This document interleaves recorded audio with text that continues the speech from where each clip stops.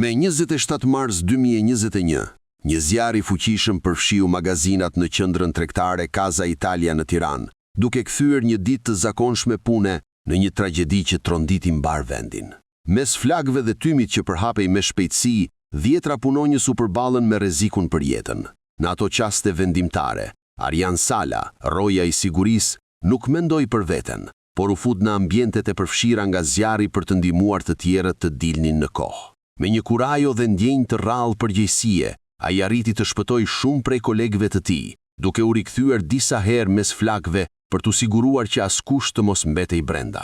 Edhe kur situata u përkeqësua dhe zjarri doli jashtë kontrollit, Arjani vazhdoi përpjekjet për të ndihmuar dhe për të neutralizuar vatrën e zjarrit. Fatkeqësisht, ai mbeti i bllokuar në brendësi të magazinës, duke sakrifikuar jetën e tij në një akt që do të mbetet për herë simboli heroizmit dhe humanizmit. Sot, me 27 mars 2026, 5 vite pas asaj ngjarjeje të dhimbshme, kujtimi i Arjan Salës mbetet i gjallë dhe i shenjtë në zemrat e shqiptarëve. Ai përkujtohet si një hero i heshtur, një njeri i thjeshtë që me veprën e tij të jashtëzakonshme tregoi se trimëria e vërtet lind në momentet më të vështira. Sakrifica e tij vazhdon të frymëzojë, ndërsa familja e tij, sidomos djali që la pas, rritet me krenarinë e një babai që u bë simboli jetës së dhënë për të tjerët.